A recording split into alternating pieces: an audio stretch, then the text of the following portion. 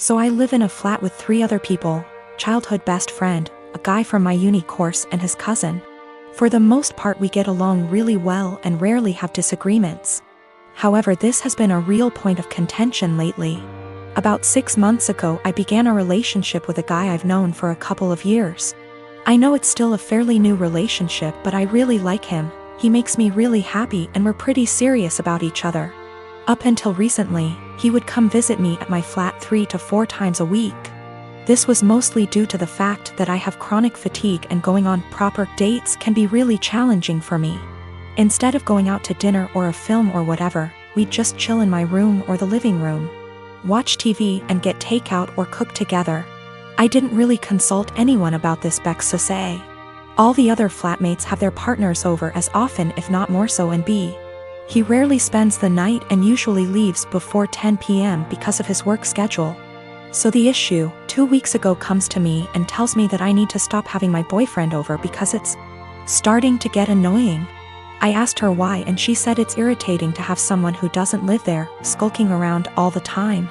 I pointed out that her boyfriend sleeps over 3 nights a week and thus is here more often than mine, and she claimed that was different because they've been together for 11 years and are moving in together once her lease is up.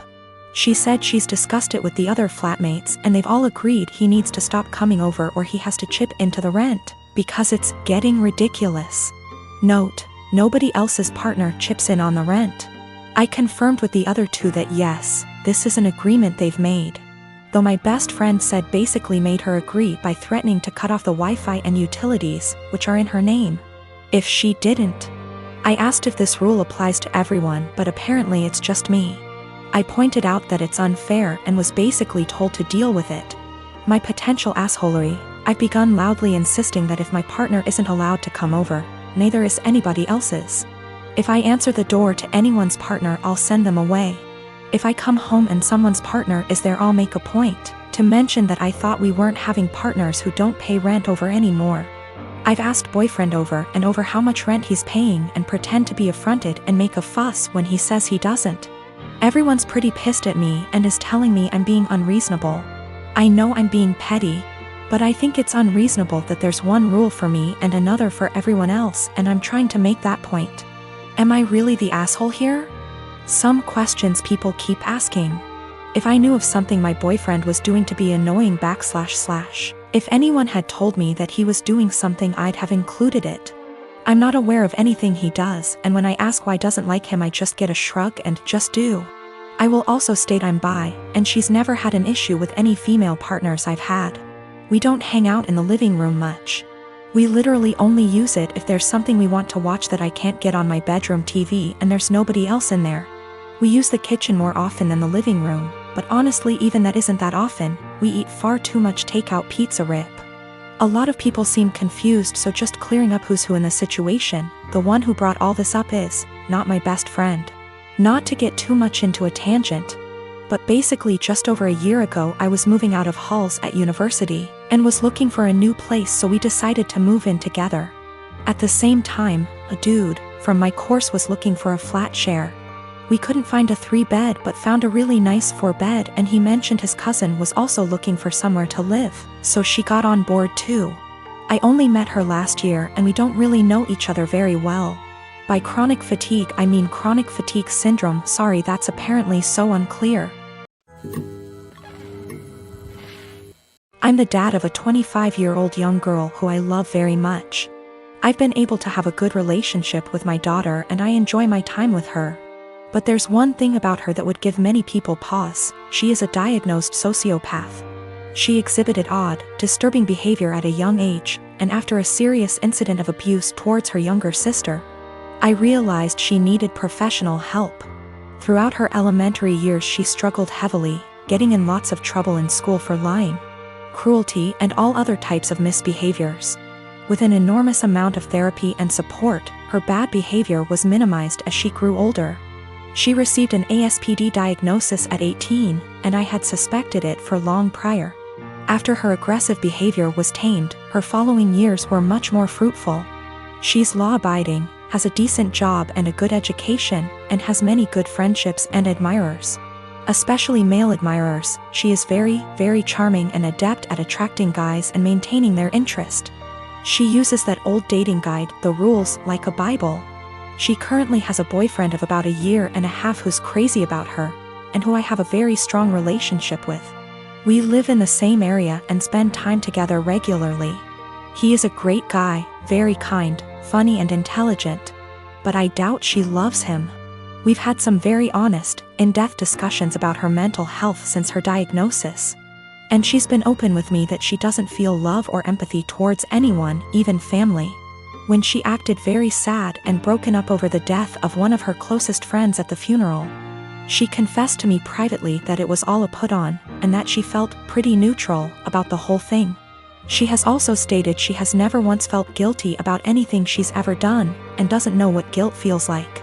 While she enjoys being around her boyfriend and is sexually attracted to him, I highly doubt she feels much of anything towards him love-wise.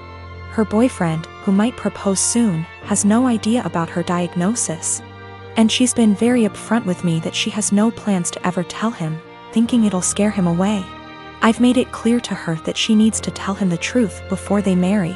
That he has the right to know and consider it, or I will, to which she always responds, "I know you wouldn't dare." I really like and respect this young man, and would feel awful keeping this secret from him. And letting him walk into a marriage without this piece of knowledge. I'm not trying to sabotage my daughter's future. Maybe her boyfriend's love of her personality and other aspects is enough that it won't end the relationship. It's his decision to make, but he deserves all the facts. Someday he's bound to find out she's a bit off. It can't be kept a secret forever. My boyfriend and I have been together about a year, and when our city implemented lockdown for the virus, he decided to quarantine with me at my apartment, as I live alone and have a nicer apartment, and he has several roommates. Mostly it has been going well, and thankfully we both still have jobs.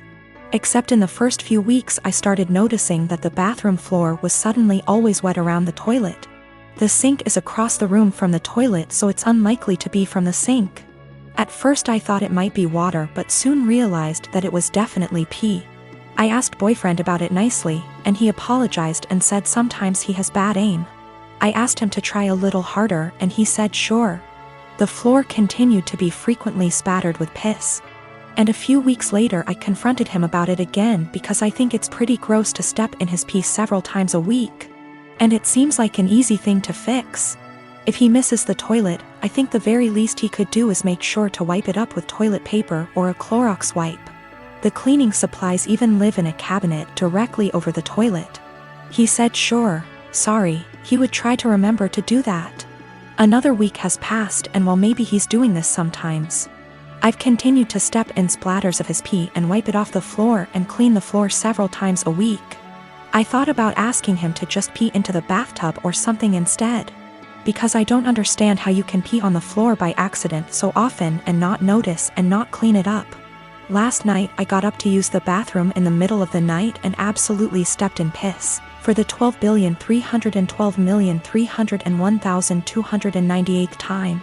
I had it, and I didn't want to pick a fight or ask him again, since it seems clear he can't or won't change. So I got one of my dog's wee pads from when he was a puppy, he is well trained now, and cut it up a bit and taped it down to make a sort of skirt or mat around the floor near the toilet to at least absorb the piss. Boyfriend saw this morning and is furious with me, saying that I'm calling him a dog, comparing him to an animal, etc. Honestly, I was not thinking that at all. I just was trying to be resourceful and solve the problem for myself, since I don't like piss on my bathroom floor, and don't like stepping in it. I didn't feel like arguing about it anymore. And putting a material specifically meant to absorb pee around the area he keeps peeing on by accident seemed like a practical solution. So me and my girlfriend have been together for about a year now. It's been a big adjustment, but I think we've done well so far. I had 2 kids before her, and she isn't used to kids, but I think she's doing well, and I think my kids really like her. I'm a widower. My wife passed away a few years ago from cancer. It definitely hit me like a truck and took me a while to recover from. It took me a really long while to get back out there, but I eventually did a few years ago. My daughter is 13. She is in middle school now and is obviously growing. So usually on Thursdays after I drop off my kid and I do some chores, me and my girlfriend usually have a lunch date. Just so you know, this is not at all something that happens all the time. I try my best to be both mom and dad, but I'm still figuring it out. Lately my daughter been moody and very emotional. I had a thought that it could be her period because she's getting to that age on Thursday. A few hours after I dropped her off, I got a call from my daughter, and soon after the school, because she had ended up getting her period in school. She was really upset and crying, and she said that she was really embarrassed. I quickly went to go pick her up and shot my girlfriend a text that I couldn't make it and had to go pick up my daughter. I was low-key freaking out, and that's why I was pretty brief, so I rushed over there really quickly to go pick her up. She was in tears. I brought her home. She got cleaned up. My girlfriend came home while she was in the shower and I explained the situation, but she was still mad. I really wasn't expecting her to be mad. I don't really feel that I stood her up. I still sent her a text. It was really just under heat of the moment, and I was really focused on one thing, and it was an honest mistake. She lost it on me, saying that it was a move to leave her hanging like that and not even answer the phone when she was calling her to see why I set her up. I never received a call from her. If she did, I triple-checked. I said I apologize for that, but I was in a rush to go to the store before I went to go pick up my daughter, and I was just focused on one thing. She said that it wasn't an excuse to stand her up. She said that it was just a period. The school gets her a change of clothes and a pad, they have it there, and it wasn't an excuse to be so disrespectful because she was taken care of. I tried saying that she probably just wanted to be in the comfort of her own home and she was really embarrassed, so I should go pick her up. She's still really upset at me, but I really don't get why, given the circumstances. I feel like this was justified. Then I stopped arguing with her to go check on my daughter because she was out of the shower. Me and her talked and everything, and now she's okay.